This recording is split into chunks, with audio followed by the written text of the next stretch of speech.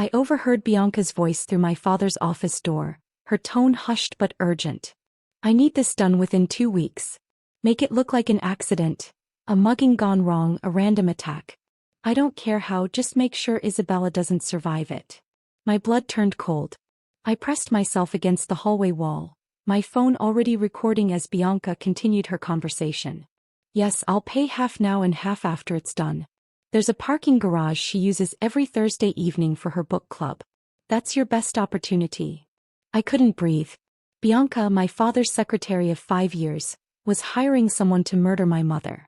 The woman who'd always been professionally pleasant, who'd attended our family Christmas parties, who my father trusted completely, she was planning to kill my mom. My name is Olivia Blake and I'm 25 years old. What Bianca didn't know as she plotted my mother's murder was that I'd come to my father's office to surprise him with lunch and had arrived early enough to hear her entire phone conversation. What she also didn't know was that my father, Nathan Blake, was so devoted to my mother Isabella that he'd built his entire real estate and finance empire around creating the life she'd dreamed of. Their love was legendary in our family. 30 years of genuine partnership, affection, and unwavering commitment. Bianca's obsession with my father and her murderous plan to eliminate my mother was about to be exposed, and I had the evidence that would destroy her. I quickly backed away from the door and headed to the building's stairwell, my hands shaking as I stopped the recording and saved it to my cloud storage. My mind was racing, trying to process what I'd just heard. Bianca wanted my mother dead.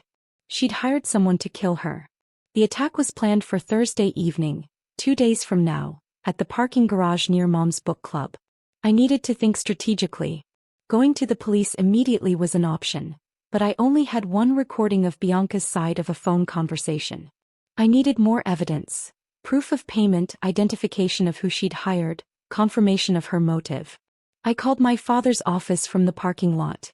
Blake Real Estate and Finance, this is Bianca speaking. Her voice was pleasant and professional, nothing like the cold tone I'd heard moments ago. Hi Bianca, it's Olivia. Is my dad available? Oh Olivia. He's actually in a meeting with investors right now. Can I have him call you back? No, that's okay. I'll just catch up with him later. I hung up, relieved she hadn't known I was in the building. I drove home, my mind working through what I needed to do. First, I needed to verify the threat was real and imminent. Second, I needed to protect my mother without revealing I knew about the plot, in case that made Bianca accelerate her timeline. Third, I needed to gather enough evidence to ensure Bianca faced criminal charges, not just termination from her job. I called my mother. Mom, are you busy tonight? Not particularly, sweetheart. Your father has a late meeting, so I was just going to read. Why? Can I come over? I want to talk about something. There was concern in her voice immediately. Is everything okay? Everything's fine, I lied. I just want to spend some time with you. When I arrived at my parents' home, a beautiful estate in an exclusive neighborhood that my father had designed specifically for my mother, she greeted me with her usual warmth and immediately sensed something was wrong. Olivia, what's really going on? You look upset. I debated how much to tell her.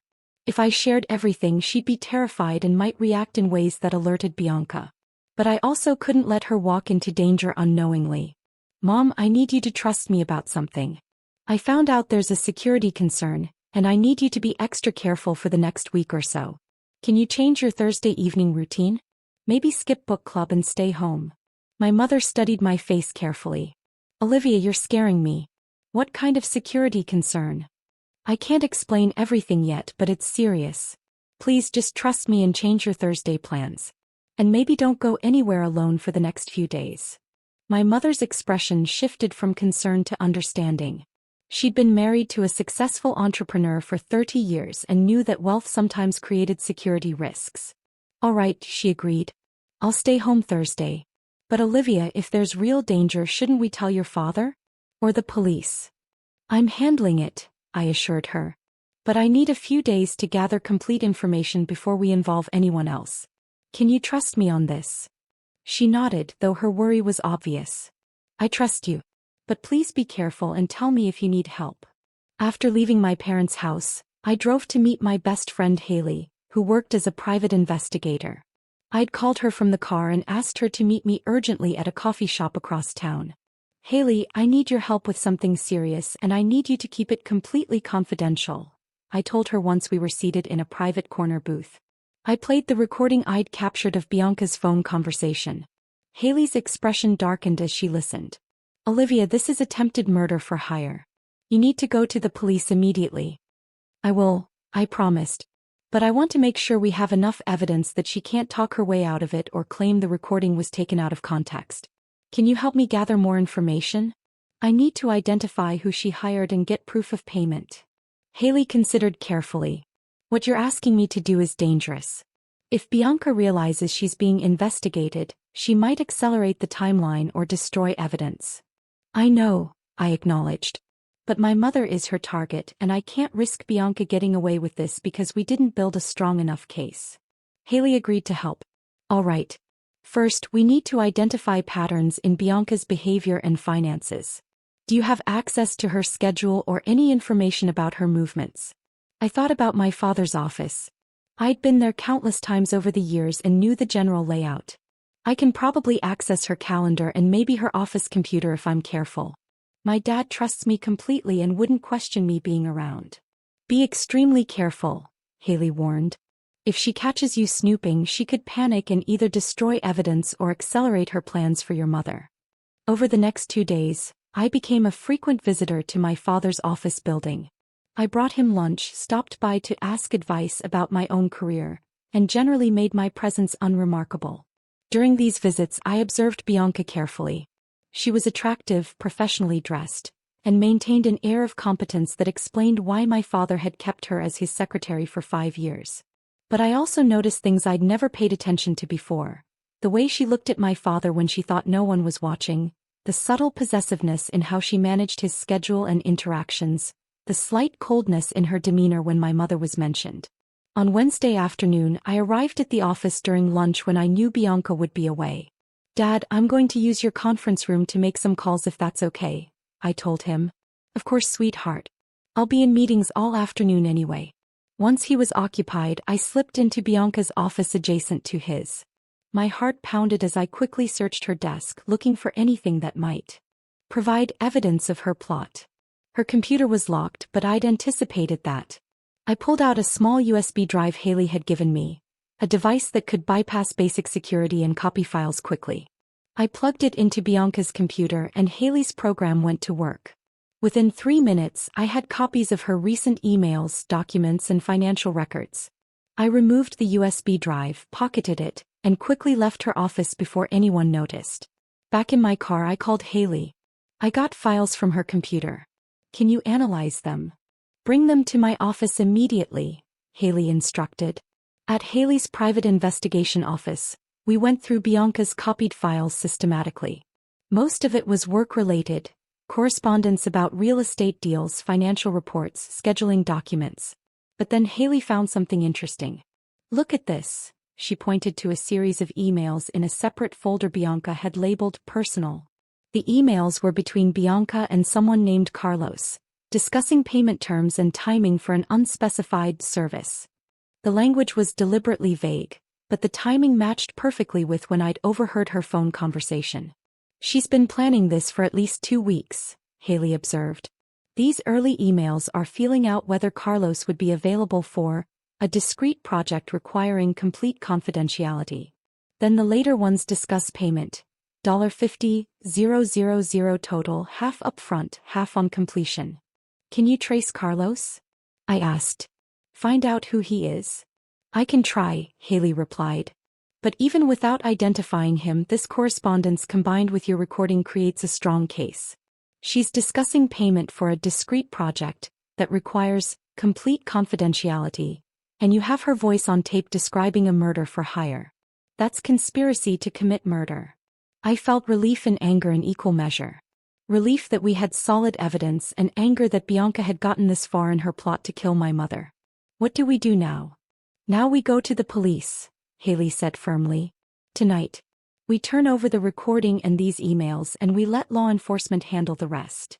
But before we could leave for the police station, my phone rang. It was my father. Olivia, where are you? I need you to come to the house immediately. It's about your mother. My heart stopped. What happened?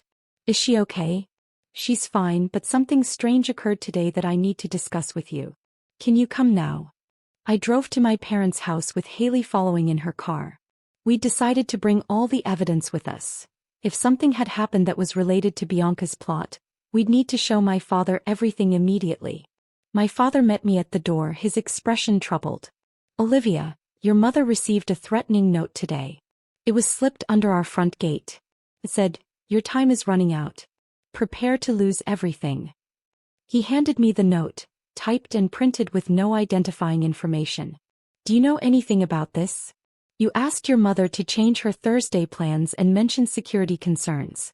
What's going on? I looked at my father. This man who'd built an empire in real estate and finance, who'd always protected our family, who loved my mother with a devotion that was rare and beautiful.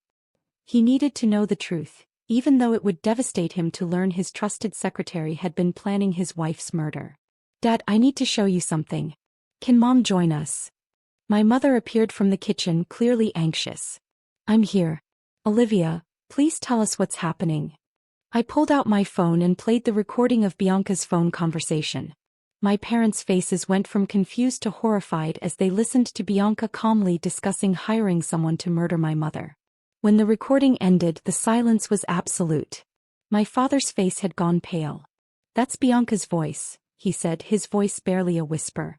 She's been planning to kill Isabella? I overheard her Tuesday afternoon when I came to your office, I explained. I've been gathering evidence since then with Haley's help. We were planning to go to the police tonight. I showed them the emails Haley and I had found, explaining the timeline and the payment arrangements to someone named Carlos. My mother had tears streaming down her face. Why would she do this? I've always been kind to her. She's in love with Dad, I said gently. And she saw Mom as an obstacle to getting what she wanted. My father looked sick. I never gave her any indication. I've never been inappropriate with her. She's been a good secretary, efficient and professional. I had no idea she had these feelings.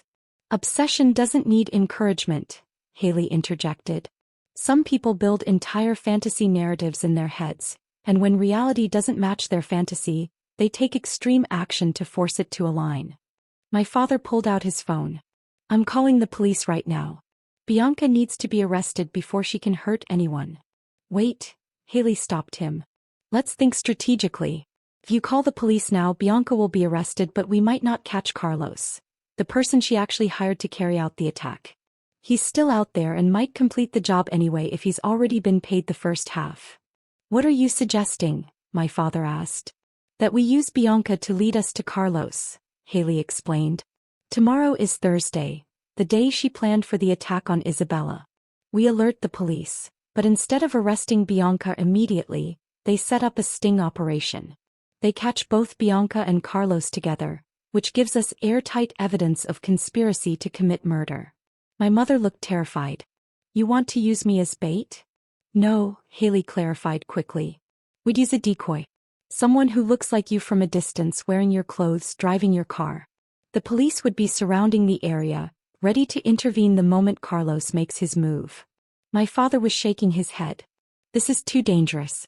What if something goes wrong? The alternative is arresting Bianca now and hoping Carlos doesn't complete the hit anyway, Haley pointed out. If he's already been paid half the money, he might decide to finish the job regardless of whether his employer is in custody. We debated for an hour before finally agreeing to Haley's plan. My father called the detective division of the local police and explained the situation. Detective Angela Morrison arrived at our house within 30 minutes, accompanied by 2 other officers. She listened to the recording, reviewed the email evidence, and agreed that a sting operation was the best approach. We'll need Mrs. Blake's cooperation for the setup, Detective Morrison explained.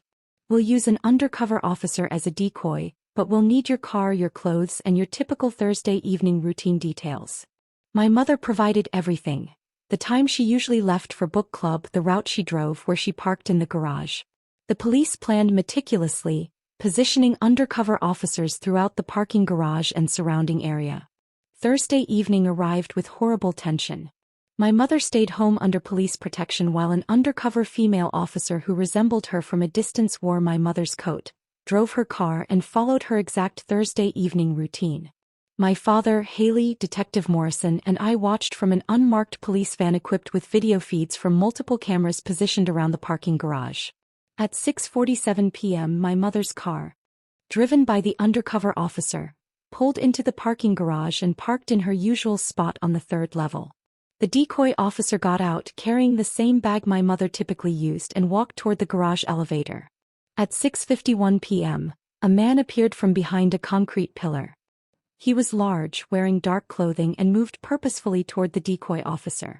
"That's him," Detective Morrison said quietly into her radio. "All units stand by." The man approached the decoy quickly, pulling something from his jacket. "Police. Freeze." Officers emerged from multiple positions surrounding the man before he could reach the decoy. He tried to run but was tackled and handcuffed within seconds. Detective Morrison's radio crackled with confirmation. "Suspect in custody. Found a weapon, looks like a knife. Also found a photo of the target." The photo was of my mother. A candid shot that had clearly been provided by Bianca to ensure Carlos attacked the right person. "Now we pick up Bianca," Detective Morrison said, making a call. "I've got officers heading to her apartment now." We drove to Bianca's apartment complex in the upscale part of town. Police vehicles were already there, and within minutes Bianca was led out in handcuffs, her expression shocked and furious. She saw our van, saw my father through the window, and her expression transformed into something ugly. "Nathan!" she screamed as officers loaded her into a patrol car. "I did this for us. She doesn't deserve you. I could have made you so much happier." My father turned away, unwilling to even look at the woman who'd tried to murder his wife. "Let's go home to Isabella," he said quietly. At our house, my mother collapsed into my father's arms, crying with relief that the threat was over. My father held her tightly, and I could see tears streaming down his face too. "I'm so sorry," he kept saying. "I should have seen the signs. I should have protected you better." "You didn't know," my mother assured him. "None of us knew how disturbed she was." Over the next few days, the full extent of Bianca's obsession became clear.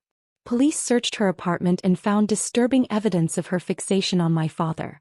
Photos of him she'd taken without his knowledge, a journal detailing her fantasies about a life with him, and research about how to eliminate obstacles in relationships. She'd apparently been in love with my father for most of the 5 years she'd worked for him. Initially, she'd hoped he'd notice her feelings and reciprocate. When that didn't happen, she'd convinced herself that the only obstacle was my mother, that if Isabella were gone, my father would naturally turn to her.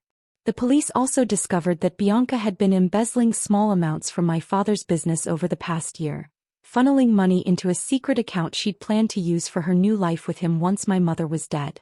Carlos, the man she'd hired, was a career criminal with a history of assault charges.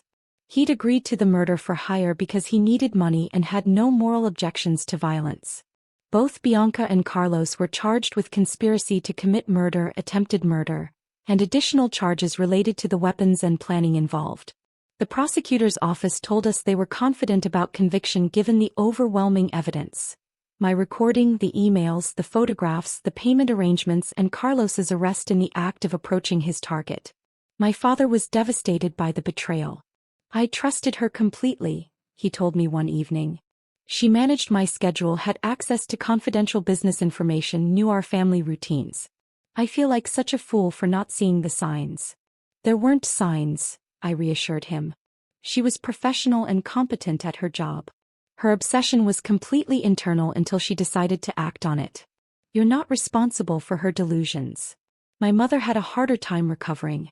The knowledge that someone had hated her enough to plan her murder, had hired someone to kill her, had been that close to succeeding. It created trauma that required professional counseling to address.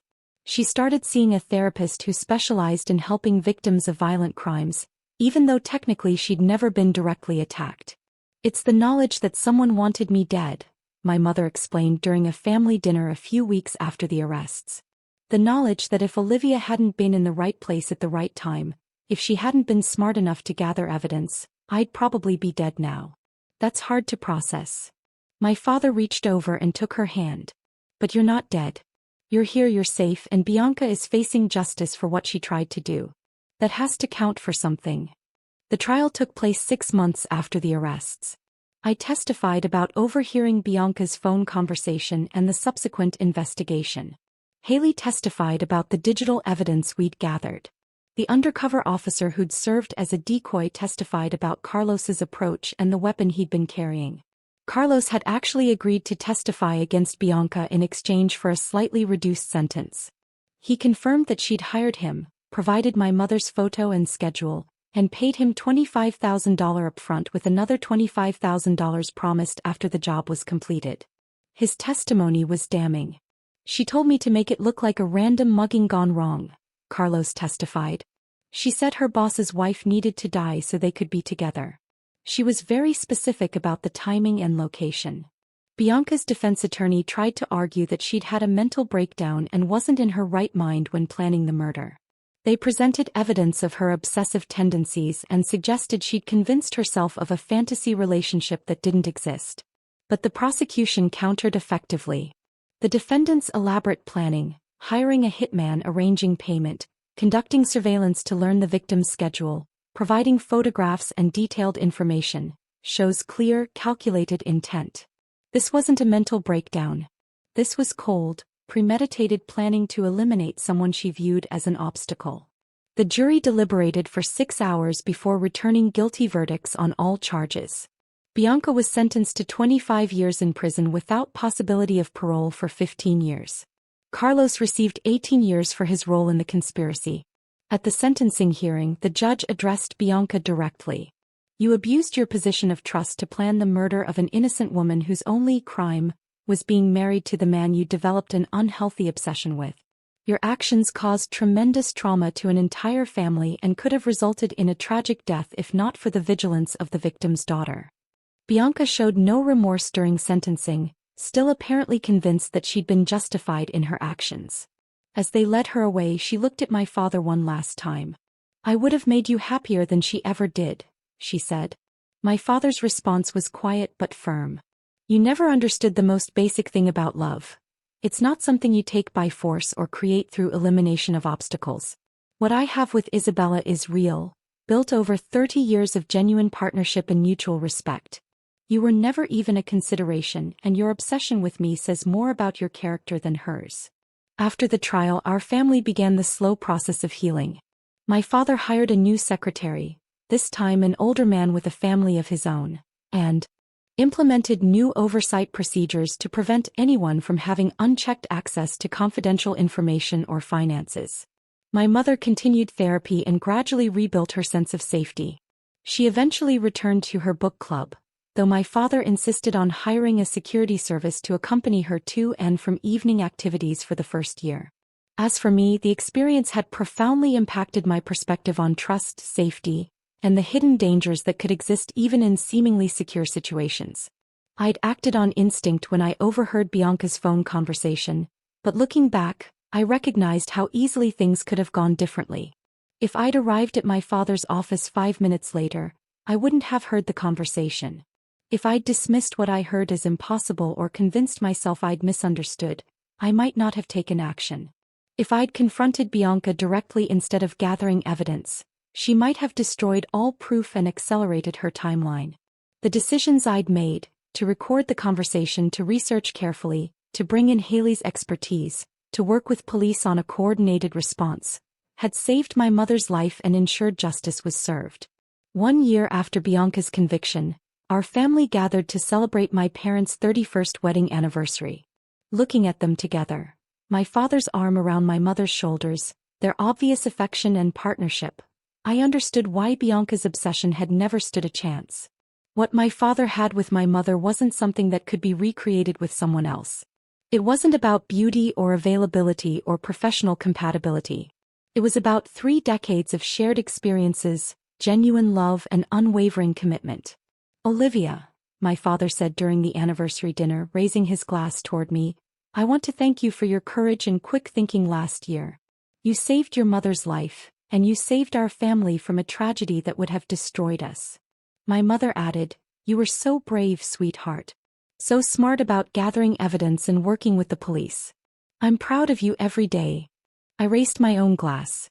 To family, to love that can't be broken by obsession or violence, and to trusting your instincts when something feels wrong.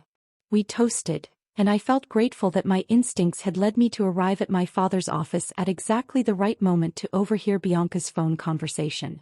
That timing had been luck, but everything after, the strategic response, the evidence gathering, the careful coordination with law enforcement, had been choice. 2 years after the trial, I'd started working in my father's real estate and finance business. Some people thought it was strange that I'd want to work in the same company where Bianca had planned her crime, but I saw it differently.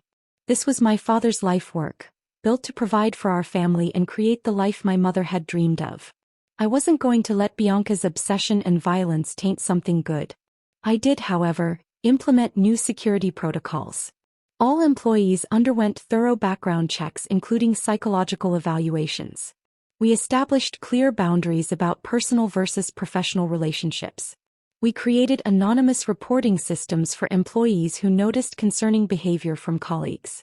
"You've turned a tragedy into positive change," my father observed as I presented these new policies to our executive team. "That's how we honor what happened, by making sure it never happens again." My mother had become an advocate for victims of stalking and obsessive behavior. She spoke at conferences about her experience, emphasizing the importance of recognizing warning signs and taking threats seriously. "The most dangerous thing about obsessive love is that it often hides behind professional competence," she told audiences. Bianca was excellent at her job, pleasant in social situations, and showed no obvious signs of instability. Her obsession was entirely internal until she decided to act on it. "That's what makes it so frightening, you can't always see it coming." She also emphasized the importance of listening to instincts. My daughter asked me to change my Thursday routine, and I trusted her even though she couldn't explain why at first. That trust in her judgment, that willingness to take precautions even without complete information, probably saved my life. 3 years after Bianca's conviction, I received a letter from her. It had been forwarded through the prison system and reviewed by authorities before being sent to me. The letter was surprisingly lucid and showed some self-awareness that had apparently developed during her time in prison. "Olivia," she wrote, "I know you'll probably never forgive me for what I tried to do to your mother. I don't expect forgiveness. But I wanted you to know that therapy in prison has helped me understand how distorted my thinking had become. I convinced myself that your father and I had a special connection, that he would have chosen me if your mother weren't in the picture. I see now that I created an entire fantasy relationship in my head that had no basis in reality. Your father never gave me any indication of romantic interest. He was professional and kind, and I twisted that into something it wasn't." She continued, "What I did, planning to murder an innocent woman to pursue a fantasy, was monstrous. I don't expect you to care about my remorse or my attempts to become a better person. But I wanted to acknowledge that you saved your mother's life through your quick thinking and courage. If you'd arrived at the office 5 minutes later, if you'd ignored what you heard, if you'd handled it differently, I would have succeeded in my plan and your mother would be dead. You stopped that from happening, and that takes remarkable strength." I read the letter once and filed it away. Bianca's growth and self-awareness, if genuine, were good for her continued rehabilitation. But I had no interest in engaging with her or providing reassurance that her remorse was acceptable or sufficient. 5 years after the trial, my father announced his retirement from the daily operations of his business. At 62, he'd built a successful empire in real estate and finance, and he was ready to step back and enjoy time with my mother. "We've been given a gift," he said during his retirement announcement to employees. "5 years ago, someone tried to take Isabella from me. They failed, and we've had 5 more years together that we might not have had. I want to make the most of whatever time we have left." He and my mother sold their large estate and bought a smaller home near the coast, a place they'd always dreamed of retiring to. They traveled, spent time with family, and finally had the relaxed lifestyle that my father's years of building his business had been working toward. I took over as CEO of Blake Real Estate and Finance, carrying on the legacy my father had built. The company continued thriving, and I made sure that the security protocols and oversight systems we'd implemented after Bianca's crime remained strong. We never wanted another employee to have the opportunity to abuse their position the way she had. 7 years after Bianca's conviction, my mother published a book about her experience titled The Secretary Who Wanted Me Dead, a true story of obsession and survival. The book detailed everything: Bianca's employment, the planning of the murder, my discovery of the plot, the police sting operation, and the aftermath. It became a bestseller, particularly among women who'd experienced stalking or obsessive behavior from people in their lives. My mother used the book's success to establish a foundation supporting victims of stalking and workplace harassment. The foundation provided legal assistance, security services, and counseling for people facing threats from obsessed individuals. I want to turn something terrible into something helpful, my mother explained when launching the foundation. I had resources and support when I faced this threat. Not everyone does. This foundation will help provide those resources to people who need them. 10 years after overhearing Bianca's phone conversation and saving my mother's life, I stood at my own wedding. My father walked me down the aisle and my mother sat in the front row crying happy tears. The man I was marrying, Harrison, knew the full story of what had happened with Bianca. We'd met through work. He was a commercial real estate developer I'd partnered with on several projects, and our relationship had developed slowly and genuinely over 2 years. During our wedding reception, my father gave a toast that referenced the past without dwelling on it. 10 years ago, my daughter showed remarkable courage and quick thinking that saved her mother's life. She's continued showing that same strength and intelligence in everything she does, including building her own career and finding a partner who values her for who she truly is. He looked at me directly. Olivia, you've made me proud in countless ways, but never more than when you trusted your instincts and took action to protect our family. That courage defines who you are. My mother added her own toast. To Olivia and Harrison, may your love be as genuine and lasting as what Nathan and I have shared for 38 years. Real love isn't about obsession or possession. It's about partnership, respect, and choosing each other every day. We raised our glasses and I felt grateful for the family I'd protected and the life I'd built. Bianca had tried to destroy my mother to pursue a fantasy.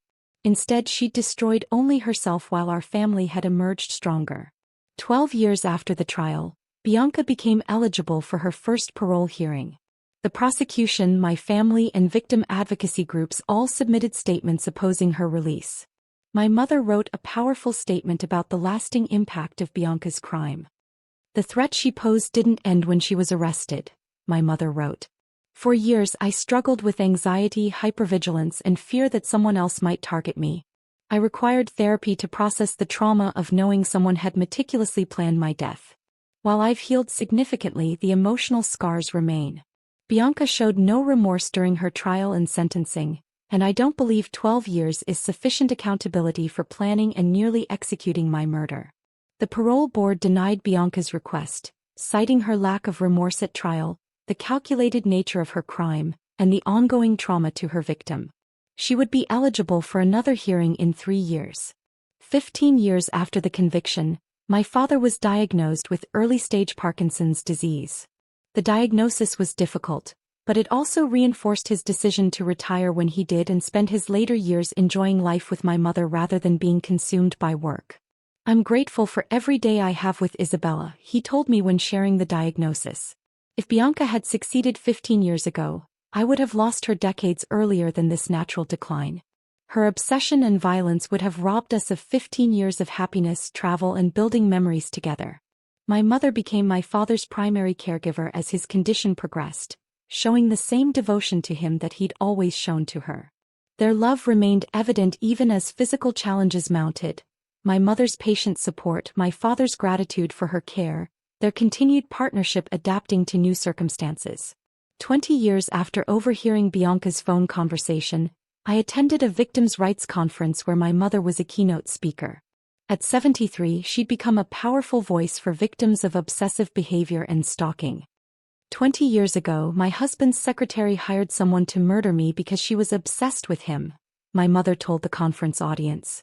She believed that if I were dead, he would naturally turn to her and they'd have the relationship she'd fantasized about. She was wrong on every level. What saved my life was my daughter's courage, her quick thinking, and her strategic response to overhearing the murder plot. She didn't panic or confront the threat directly. She gathered evidence, worked with professionals, and ensured that when action was taken, it resulted in justice rather than just temporary safety. My mother's advocacy work had reached thousands of people over 2 decades. The foundation she'd established had helped hundreds of stalking victims access legal representation, security services, and counseling they couldn't otherwise afford. Every person we help is a validation that something good came from something terrible, my mother often said. Bianca tried to end my life, but instead she inadvertently launched my life's most meaningful work. 25 years after the trial, Bianca was released from prison after serving her full 25-year sentence. She was now 68 years old, had completed all required rehabilitation programs, and was released to a halfway house with strict probation conditions. My family was notified of her release, which triggered anxiety for all of us, particularly my mother, now 78, who worried that Bianca might still harbor resentment or obsession. But we quickly learned that Bianca had no interest in contacting us. According to her probation officer, whom we'd been in communication with, Bianca wanted nothing more than to live quietly and put the past behind her. She'd found work at a library, lived in a small apartment, and attended regular therapy sessions. Her life was modest and isolated, a stark contrast to the executive lifestyle she'd imagined having with my father. My father, now 87 and in declining health from Parkinson's, had no reaction to news of her release. "She's irrelevant to my life," he said simply. "She was irrelevant 30 years ago when she worked for me, and she's irrelevant now. The only woman who's ever mattered to me is sitting right here." He gestured to my mother, who'd been by his side through his entire illness, managing his care. Continue 7:18 a.m. with the same love and dedication she'd shown throughout their 45-year marriage. 30 years after Bianca's crime, I stood at my father's funeral. He'd passed away peacefully at 89, with my mother holding his hand and surrounded by family. During the eulogy, I talked about my father's devotion to my mother, how he'd built his entire business empire around creating the life she'd dreamed of, how he'd never wavered in his love and commitment, how even his final years battling illness had been marked by gratitude for every moment he had with her. "My father showed me what real love looks like," I told the mourners. "Not the obsessive fantasy that Bianca convinced herself was love, but genuine partnership built on mutual respect, shared values, and unwavering commitment. He chose my mother every single day for 48 years, and that choice was never in question. Not when someone was obsessed with him, not when someone tried to eliminate her, and not during the difficult years of his decline." My mother, now 83, sat in the front row listening to me honor the man she'd loved for nearly half a century. After the funeral, she pulled me aside. "Thank you for saving my life 30 years ago," she said. "Because you heard that phone conversation, because you gathered evidence, because you protected me, I got 30 more years with your father. 30 years of happiness, travel, memories, and love that Bianca tried to steal. You gave us that gift." I hugged my mother tightly. "I'm just glad I was in the right place at the right time." "It wasn't just about being there," my mother corrected. "It was about trusting your instincts, acting courageously, and making smart decisions under pressure. You saved my life, and in doing so, you gave your father and me decades together that we wouldn't have had. That's a gift beyond measure." 35 years after the crime, I published my own book about the experience, titled "The Day I Saved My Mother: Quick Thinking and Strategic Action Against a Murder Plot." The book detailed everything from my perspective: overhearing Bianca's conversation, the investigation, the sting operation, the trial, and the decades-long aftermath. The book became recommended reading in criminal justice courses and personal safety programs. It provided a case study in how civilians could work effectively with law enforcement, how evidence gathering required patience and strategy, and how one person's courage and quick thinking could prevent tragedy. I used the book's proceeds to expand my mother's foundation, ensuring it could continue helping stalking victims long after she was no longer able to run it herself.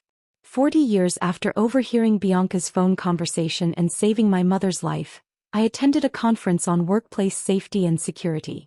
During the Q&A after my presentation, a young woman raised her hand. "Ms. Blake, your story is inspiring, but it required incredibly fortunate timing. You happened to be at your father's office at exactly the right moment to overhear the plot. What advice do you have for preventing these situations when we don't have that kind of luck?" I thought carefully before responding. "You're right, that timing was crucial. If I'd arrived 5 minutes later, I wouldn't have heard Bianca's phone conversation.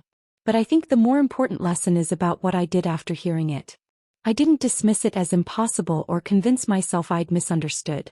I didn't confront Bianca directly, which would have given her time to destroy evidence or accelerate her timeline. I trusted my instincts, gathered evidence strategically, and worked with professionals who could ensure effective response. The actionable advice is this: trust your instincts when something feels wrong, document everything you can, seek expert help rather than trying to handle everything yourself, and be willing to take protective action even before you have complete certainty. Better to be overly cautious than to ignore warning signs that turn out to be real threats. The young woman nodded, clearly processing the advice. Thank you. I've been concerned about a coworker who seems obsessed with my supervisor, and I wasn't sure if I was overreacting.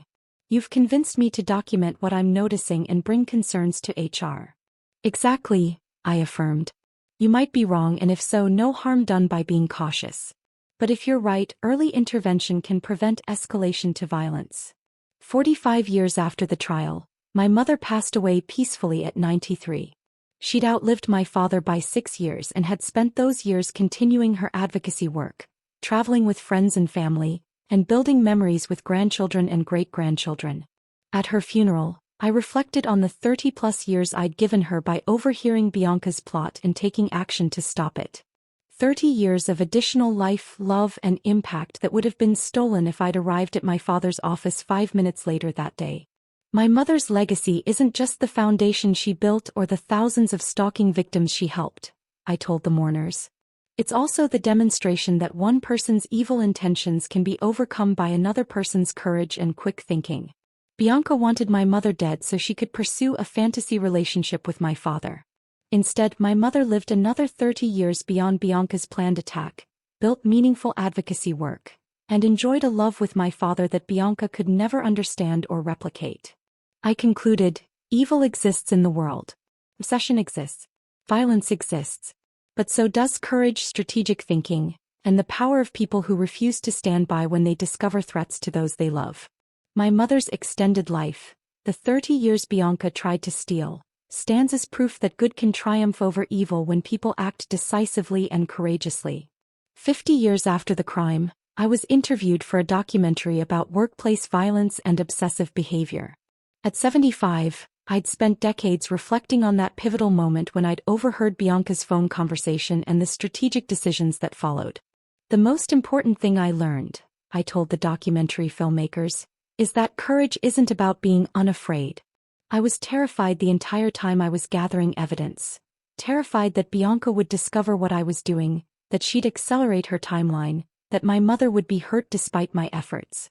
But I acted anyway because the alternative, doing nothing while my mother's life was in danger, was unacceptable. I continued, my father's love for my mother was so strong, so genuine, that Bianca's obsession never stood a chance. Even if she'd succeeded in murdering my mother, my father would never have turned to her. He would have been destroyed by the loss, not available for the fantasy relationship Bianca imagined. Her entire plan was built on delusions about how love works. The documentary, titled When Secretaries Kill: The Bianca Case and Workplace Obsession, was released to critical acclaim.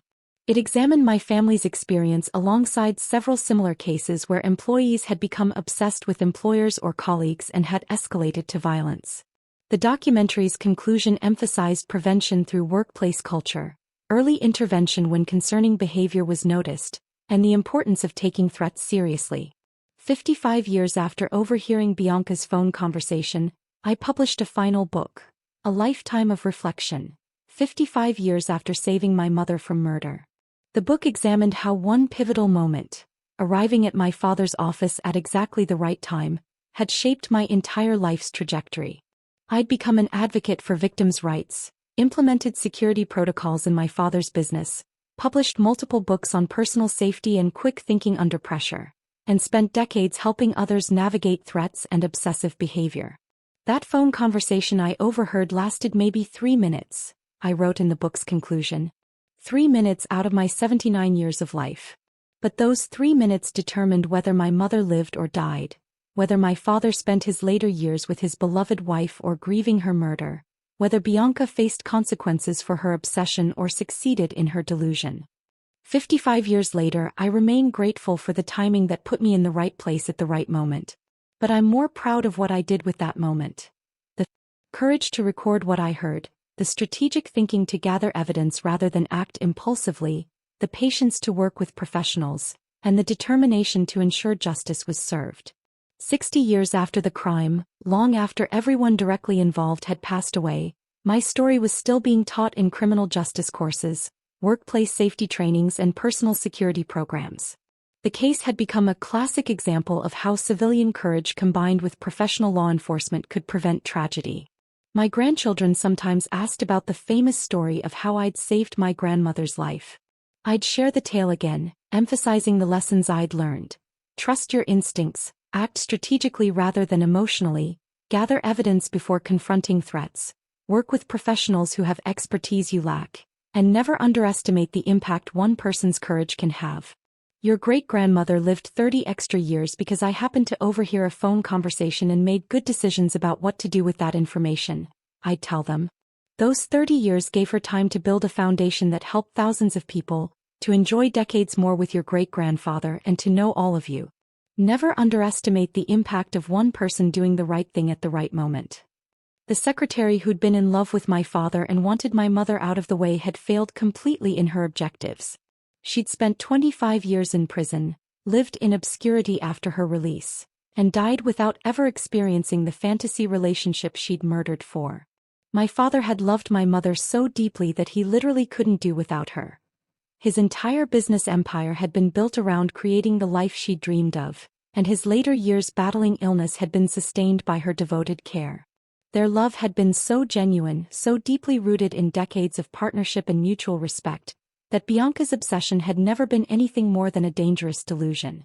And I, by overhearing a 3-minute phone conversation and making strategic decisions about how to respond, had ensured that genuine love triumphed over obsessive delusion, that my mother lived to see grandchildren and great-grandchildren, and that Bianca faced full accountability for her attempt to murder an innocent woman. 65 years after the crime, I passed away peacefully at 89. My obituary noted my career in real estate and finance, my advocacy work for victims' rights, and my books on personal safety and strategic thinking. But the headline focused on the story that had defined my life. Olivia Blake, who saved mother from secretary's murder plot, dies at 89.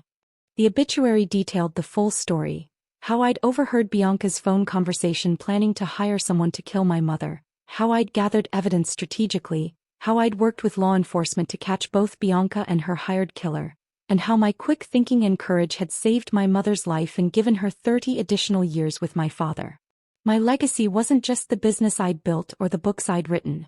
It was the demonstration that ordinary people facing extraordinary threats could make decisions that saved lives, that obsessive love was not love at all, and that genuine love, like what my father had for my mother, couldn't be eliminated through violence or replaced through delusion. 70 years after the crime, a true crime podcast devoted an entire season to Bianca's case. The podcast examined workplace obsession, the psychology of hired killers, the effectiveness of sting operations, and the long-term impact on families who'd survived murder plots. The podcast's final episode focused on the question, what if Olivia Blake had arrived at her father's office 5 minutes later? The host explored the counterfactual. If I'd missed overhearing that phone conversation, Carlos would likely have attacked my mother on Thursday evening as planned. My mother probably would have been killed in what appeared to be a random mugging. Bianca might have consoled my grieving father, positioned herself as indispensable during his crisis, and potentially succeeded in creating some version of the relationship she'd fantasized about. But because I arrived when I did, because I trusted my instincts and acted courageously, that entire trajectory was prevented. My mother lived another 30 years. My father enjoyed those decades with his true love rather than being manipulated by an obsessed employee. And Bianca faced full legal consequences rather than getting away with murder. The Blake case demonstrates how fragile the line is between tragedy and justice, the podcast concluded. One person in the right place at the right time, making smart decisions under pressure, changed everything. That's the power of individual courage and the importance of trusting instincts when something feels wrong.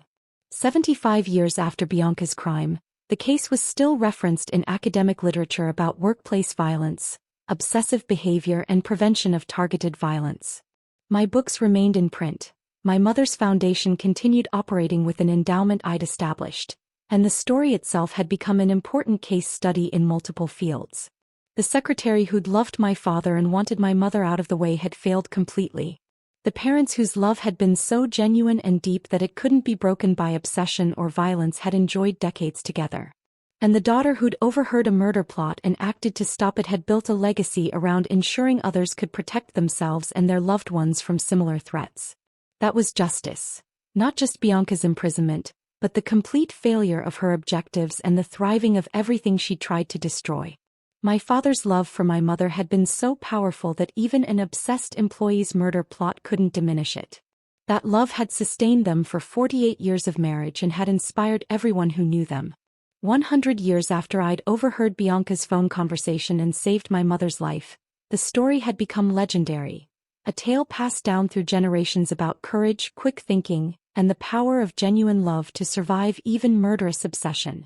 My great-great-grandchildren learned the story as family history, how their ancestor Olivia had heard 3 minutes of conversation that revealed a murder plot, had gathered evidence strategically, had worked with police to catch both the planner and the hired killer, and had given her mother 30 additional years of life that would otherwise have been stolen. The lesson remained relevant across generations.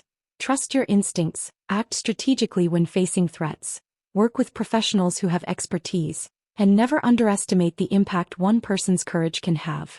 The secretary who'd been in love with my dad and wanted my mom out of the way had thought she could eliminate an obstacle and claim what she wanted.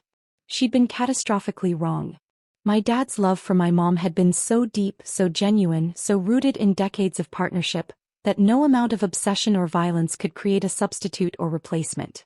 And I, by arriving at my father's office at exactly the right moment and making smart decisions about what I overheard, had ensured that genuine love triumphed over dangerous delusion, that my mother lived to see 4 generations of descendants, and that the secretary who'd plotted murder faced full accountability while achieving none of her objectives.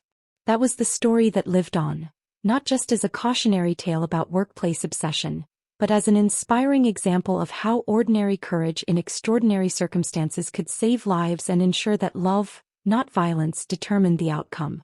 The secretary had wanted my mom out of the way.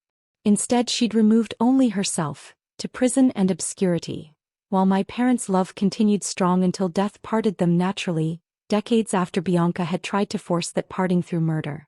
Justice had been served, love had prevailed, and one 3-minute phone conversation that I'd happened to overhear had made all the difference.